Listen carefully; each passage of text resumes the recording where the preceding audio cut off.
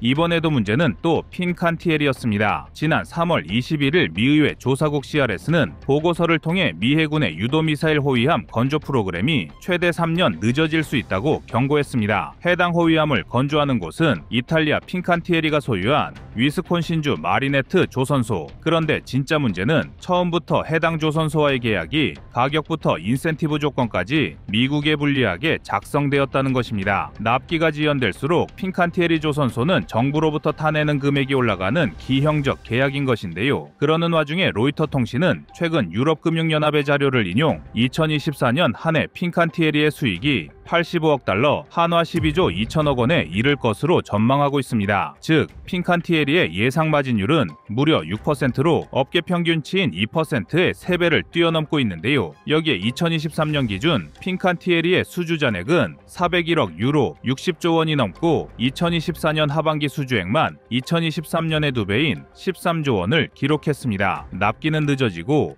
미 해군은 애가 타는데 정작 손해를 입었어야 할 핀칸티에리의 배는 점점 불러오는 것입니다. 그런데 이러한 기형적 계약 구조가 코로나 때 조선사들이 어려움에 부닥치자 미국 해군이 납기 관련 조항을 느슨하게 수정했기 때문인데요. 미국의 호의가 이제는 미 해군의 발목을 잡는 것도 모자라 미국의 안보 공백까지 초래하고 있습니다. 그래서인지 미국 정계에선 2차 대전부터 미국 군함을 생산해온 핀칸티에리 조선소와의 인연을 끊어야 한다는 목소리가 높은데요. 그래서 준비했습니다. 오늘은 장차 호위함 분야 대한민국의 경쟁자이자 미 해군의 골칫덩이 핀칸티에리 조선소에 대해 자세히 알아보겠습니다.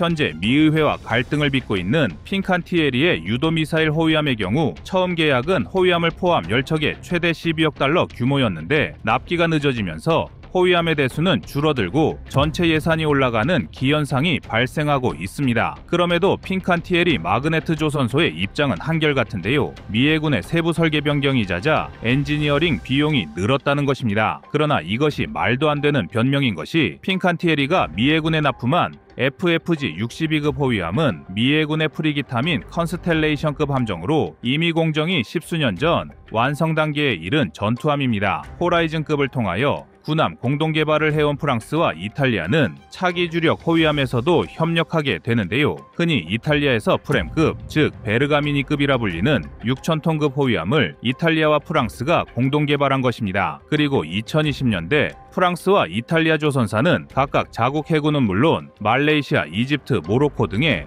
해당 함정을 수출하기도 했는데요. 그러니 미의회에서도 다른 나라에 팔 땐 멀쩡히 잘 만들던 호위함을 왜 미국이 주문하면 납기가 지연되고 비용이 뻥튀기 되는지 이해할 수 없다는 것입니다. 과거 미국은 유일무이한 그야말로 경쟁자가 없는 세계 최고의 조선 강국이었습니다. 심지어 러일전쟁 당시 러시아 해군의 전투함까지 만들어줬을 정도로 미친 듯한 건조 역량을 보여줬는데요. 지금은 전 세계 선박 건조 시장의 0.13%, 초라하다 못해 부끄러운 수준입니다. 앞서 언급했던 핀칸티에리의 경우 미국 위스콘신에 조선소를 두고 있는데요. 규모로는 미국 내 랭킹 6위로 사실상 미국 법인과 이탈리아 소유의 대형 조선사라 할 수가 있습니다. 핀칸티에리 위스콘신 조선소의 경우 2009년 인수 이후 현재까지 1,300척 이상의 선박 건조 실적을 보유하고 있으며 보조함 중심으로 미 해군으로부터 다수의 수주 실적도 있습니다. 핀칸티에리의 경우 미국 국내 대형 조선소에 비해 항공모함이나 잠수함 같은 대형함보다 규모가 작은 소규모 전투함이나 보조함 위주라 건조 계약상 척당 수익은 적지만 상대적으로 리스크가 적은 함정들인데다가 로키드 마틴 같은 대형 군수사 업체와 컨소시엄을 맺고 건조 업무를 대리하는 포지션을 취하고 있어 실제 수익은 꽤 쏠쏠한 것으로 전망되고 있습니다. 이와 같은 방법은 핀칸티에리와 로키드 마틴 모두에게 윈윈인 방식인데요. 로키드 마틴으로선 직접 조선소를 운영하고 있진 않지만 미군부와의 연계로 수주 사업에 뛰어난 역량을 보이고 있으며 여기에 전투함에 들어갈 전투체계까지 판매할 수가 있어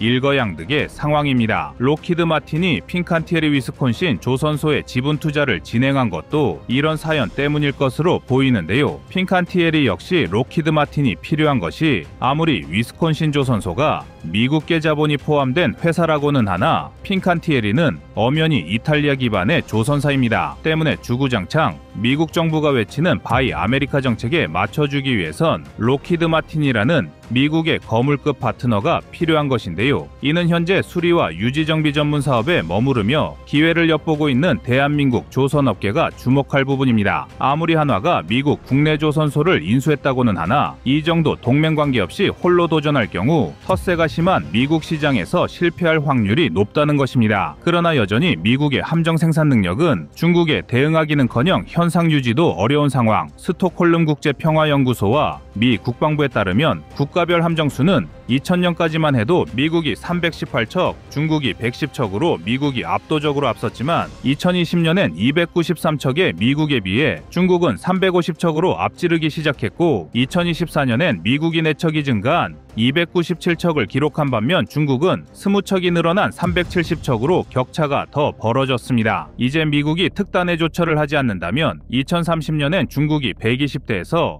150대까지 차이를 벌린다는 연구 결과도 나와 있는데요. 다행스러운 점은 지금까지 중국이 미 해군의 기술 장벽을 넘지 못했다는 점입니다. 2030년까지도 중국의 항모는 11척의 미국에 비해 절반 수준인 6척에 불과할 전망이며 그나마도 미국의 항모가 모두 핵 추진 방식인데 반해 중국 항모는 상당수가 디젤 엔진을 채용하고 있습니다. 여기에 배수량이 큰 구축함이나 순양함 등 위력적인 전투함의 보유량도 미 해군이 압도적으로 많습니다. 그러나 안심하기엔 이릅니다. 한 나라의 해군 규모는 국가 전략과 종합적인 국력에 따라 결정되는 경우가 많으며 조선 능력은 해군 장비와 기술 수준을 결정하는데요. 즉 조선 능력이 곧 함정의 생산력의 지표란 뜻입니다. 그런데 미국의 대형 조선소는 현재 7곳에 불과하며 그나마 항모를 생산할 수 있는 곳은 뉴포트 뉴스 조선소 한 곳뿐입니다. 반면 중국은 대형 조선소가 수십 곳에 달합니다. 작년 7월 유출된 미 해군정보국 문서에 따르면 중국의 연간 선박 생산 역량이 2,325만 톤으로 미국의 최소 232배로 평가됐습니다. 해군 작전의 핵심으로 분류되는 구축함의 경우 중국은 지난 10년 동안 23척을 만들었는데 미국은 절반도 못 되는 고작 11척 진수에 그쳤습니다. 장거리항의 능력을 갖추고 있는 순양함의 경우 중국은 2017년 이후 8척을 진수했지만 미국은 한 척도 만들지 못했습니다. 여기에 미국이 자신했던 신형 핵추진 잠수함과 핵추진 항모 분야에도 중국이 본격적으로 나서고 있는데요. 따라서 미국 정치계에선 한국을 적극 활용하자는 의견이 지속적으로 제기되고 있습니다. 그리고 그 결과물로 지난 11일 미 상원에서 발의된 동맹 함정 건조법입니다. 저희 채널에서도 자세히 보도한 적이 있는 이 법안은 중국의 해군력을 견제하기 위한 미국의 묘수로 당연히 대한민국을 그 대상으로 하고 있습니다. 세계 조선 시장에선 중국과 한국이 차지하는 비율은 무려 90%에 육박합니다. 나머지 10%를 두고 이탈리아와 프랑스, 일본 등이 치열하게 각축을 벌이는 상황인데요. 사실상 한국과 중국이 시장을 양분한 상황에서 미국의 선택은 이탈리아가 아닌 대한민국일 수밖에 없습니다. 잠수함과 같은 특수선과 항공모함을 제외한다면 기술력에서도 미국이나 이탈리아에 버금간다고 할 수가 있는데요. 심지어 일반 전투함의 경우 미국보다 더 나은 옵션과 가격으로 경쟁력을 갖추고 있습니다. 미국 정부가 파악하는 한국 조선소의 건조 비용은 미국의 20% 수준으로 알려져 있습니다. 미국의 주멀특급 구축함을 예로 들면 최근 미국이 주멀특급을 건조하는데 약 10조 원의 예산을 사용하지만 한국은 비슷한 사양의 세종대왕급 구축함을 만드는데 1조 2천억 원을 사용했습니다. 미 해군이 핀칸티에리와 갈등을 빚고 있는 FFG-62급 카를로 베르가미니급 호위함의 경우도 마찬가지입니다. 이탈리아가 생산하는 프렘급은 베르가니급이란 명칭을 사용하고 프랑스가 생산하는 프렘급은 아키텐급이라고 부르는데 프랑스의 경우에는 헤라클레스 다기능, 위상 배열 레이더 등을 장착하고 스텔스 설계에 치중하지만 이탈리아는 대잠 버전과 상륙 지원형에 가까운 범용 버전으로 만들어 비교적 건조 비용이 저렴한 것으로 알려져 있습니다. 사실상 미 해군의 약점을 잡은 핀칸티에리가 폭리를 취하고 있다는 것인데요. 이제 이 정도 급의 호위함은 대한민국의 조선 기술력으로 충분히 건조할 수가 있다는 것이 미의회의 평가인 것입니다. 심지어 우리 해군과 현대중공업이 개발 중인 차세대 스텔스 유도 미사일 구축함 KDDX의 경우도 배수량 8,000톤급으로 이미 핀칸티에리의 프리기탐을 규모에서 능가하고 있습니다. 이미 세종대왕급 최상급 구축함 건조로 기술과 경험을 축적한 대한민국이 공정의 효율성이나 작업자의 숙련도 그리고 생산 설비의 대형화, 현대화까지 갖추면서 핑칸티에리를 앞지른다는 것인데요. 과연 미국 진출을 향한 한국 조선업의 항해가 어디까지 이어질지 기대됩니다.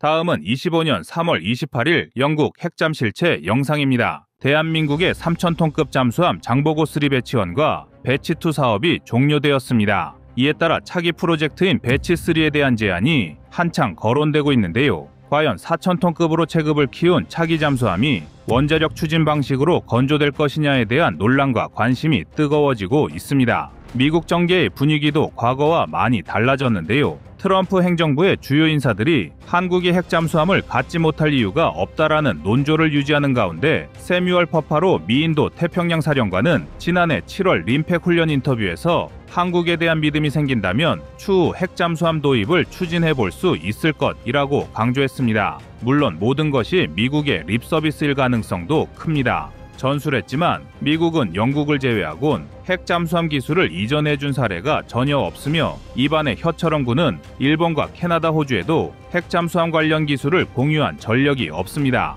미국과 영국으로부터 2039년까지 버지니아급 세척을 인도받을 호주 역시 기술 이전만큼은 불가하다는 입장을 고수하고 있는데요. 잠수함 발사 탄도미사일 SLBM에 대한 공급은 언감생심이고 소나와 동력계 핵심 부품도 뜯어보지 못하도록 관리되고 있습니다. 그러나 서방 권력 지형의 빈틈은 계속 커지고 있습니다. 트럼프의 막말 논란부터 유럽을 무시하는 행태, 그리고 오커스 프로젝트에 큰 불만을 가져온 프랑스가 그 변수인데요. 특히 프랑스는 오커스 협약 이전부터 호주와 핵잠 거래를 추진해온 만큼 뒤통수를 맞은 것이나 다름없었습니다. 당시 주한 프랑스 대사였던 필립 르포르는 2021년 9월 간담회를 열고 핵잠수함과 관련한 모든 기술을 보유한 나라는 프랑스와 미국뿐이라며 프랑스의 핵잠 능력을 추켜 쓰는 한편 핵잠 건조 기술은 물론 미국이 한국에 제공을 거부하고 있는 핵잠수함용 농축우라늄 연료 생산을 위한 핵폐기물 재처리 기술까지 한국에 제공할 의향이 있다고 밝혔습니다. 단지 홧김에 터진 발언이라기엔 주한 대사라는 자리의 힘과 권위가 너무 큰데요. 사실 오커스와 프랑스의 갈등,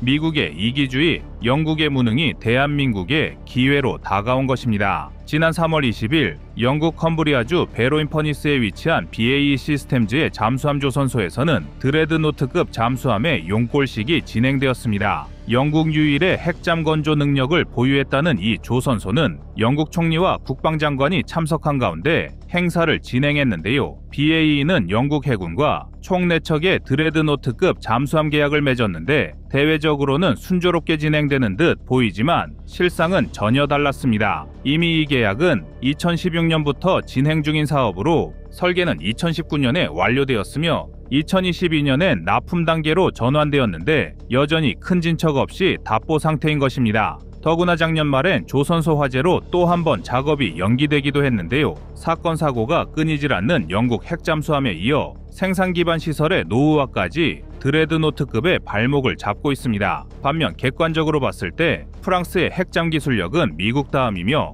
오히려 핵잠 내부의 컴팩트화 능력은 세계 최고라 할 수 있습니다. 이미 브라질의 핵잠 기본 설계를 지원하고 있으며 2037년까지 6,000톤급을 건조한다는 목표를 세우고 있는데요. 대한민국과의 협력 모델로 꼽히는 프랑스의 차세대 핵잠수함 4,700톤급 쉬프랑급은 미국의 버지니아급, 영국의 아스튜트급과 함께 가장 뛰어나면서 가장 비싼 잠수함으로 꼽히고 있습니다. 이들 잠수함은 모두 연안 타격부터 헌터킬러 능력까지 보유, 대한민국이 가질 수만 있다면 이보다 더 뛰어난 전력 강화 체계는 없을 정도입니다. 물론 우리가 우리의 힘으로 핵잠을 국산화하는 방법도 있습니다. 그러나 영국의 핵잠수함 건조엔 상당한 부분 미국의 지분이 있고 프랑스조차 쉬프랑급을 건조하기까지 20년 이상의 시간이 필요했습니다. 핵잠 기술의 복잡성과 까다로움을 보여주는 단면인데요. 우리는 이미 십수년 전 러시아로부터 받은 소형 스마트 원자로 기술을 보유하고 있으며 이를 재설계하는 단계까지 진척된 것으로 알려져 있습니다. 여기에 영국이나 프랑스의 경험과 기술을 반영한다면 서방의 암묵적 허락이라는 명분과 함께 핵잠수함 프로젝트 사업 기간을 대폭 단축할 수가 있을 텐데요. 이미 대한민국은 재래식 잠수함 기술에서 세계 최고 수준이며 이를 뒷받침할 건조 능력까지 모든 준비를 끝낸 상태이기에 가능한 것입니다. 최근 세계적으로 주목받는 차세대 공격용 잠수함으로는 배수량이 8,000톤에 가까운 미국 버지니아급, 영국 아스튜트급, 프랑스의 쉬랑프나 바라쿠다급 등이 있지만 이들은 척당 가격이 3조 원에 육박합니다. 가격도 비싼 데다 미 영프가 이 핵잠을 팔 리도 없기에 대부분 국가의 선택지는 재래식 잠수함에 국한될 수밖에 없고, 핵잠수함을 제외한 재래식 잠수함 가운데 작전 수행 능력과 지속 자막 능력이 가장 우수하다는 모델인 한국의 DSM이 3002 서방 세계의 유일한 대안이라 할 수가 있습니다. 전력이 약한 나라가 강대국을 상대하기 위해 갖춰야 할 것 중 가장 효율적인 무기 체계는 바로 잠수함인데요. 잠수함은 수중에서 은밀하게 작전을 수행할 수 있으며 대함, 대잠, 정찰, 특수작전 등 다양한 임무를 수행할 수 있습니다. 특히 잠수함은 적의 탐지를 피해 전략적 요충지에 접근할 수 있고 필요한 경우 정밀 타격을 시행할 수 있는 능력을 갖추고 있어 전략적 유연성을 제공하는데요. 대한민국의 경우 군사적 대치 상태인 북한을 경계해야 함은 물론이고 주변국인 중국과 일본의 군사력에 대응하기 위해 잠수함 전력 강화를 위한 필사적인 노력을 해왔습니다. 이에 현재 세계 각국의 잠재 잠수함 도입국들은 한국의 시선을 고정해 놓고 있습니다. 그도 그럴 것이 대한민국은 현재 세계 5위의 방산 강국인데다 조선 분야에서만큼은 세계 1위의 기술력을 갖춘 국가로 북미 최대 군사 프로젝트로 꼽히는 CSCP 총 예산만 무려 60조 원에 달하는 캐나다의 잠수함 획득 사업에서도 세계적으로 인정받은 규모와 기술력을 자랑하는 대한민국의 잠수함 건조 능력이 큰 이목을 끌고 있습니다. 이미 인도와 태국, 인도네시아는 한국 대우조선해양이 만든 잠수함을 도입, 전력화하였으며 압도적인 성능과 매력에 만족을 표하기도 했습니다. 특히 2019년 대우조선의 DSM이 14000형 2대를 구입했던 인도네시아는 다음에 2척을 추가 주문하기도 했는데요. 여기엔 인도네시아 해군의 낡은 209급 창정비를 제대로 해준 것이 인연이 되었습니다. 태국의 경우는 중국산 구축함에 제대로 사기당한 직후 태국 방산 역사상 최고액인 5천억 원짜리 호위함을 대우조선에 구입한 적도 있을 만큼 한국 방산 기업의 기술과 사후 서비스는 세계적으로 명성이 높습니다. 그러나 역시 대한민국이 핵잠수함 기술을 이전받기 위해선 두 가지 문제가 있는데요. 첫 번째는 기존 군사강국인 영국, 프랑스는 물론 주변국인 중국, 일본, 러시아의 눈치를 봐야 한다는 것, 그리고 두 번째 문제는 미국의 입김입니다. 이처럼 핵잠수함이 미래전의 핵심이라는 것은 모두가 아는 사실이지만 현실적으로 많은 어려움이 있으며 대한민국이 핵탄두 미사일을 탑재한 SSBN을 도입하기는 당장 불가능해 보이는데요. 그러나 중국의 패권주의 확장과 미국의 빈자리를 메우기 위해서라도 공격 핵잠 정도는 도입해야 한다는 내외부적인 목소리가 높으며, 따라서 대한민국의 핵추진 잠수함 보유는 더 이상 미룰 수 없는 시대의 숙명이라 할 수 있습니다. 이상 꺼리튜브의 두 번째 미션이었습니다.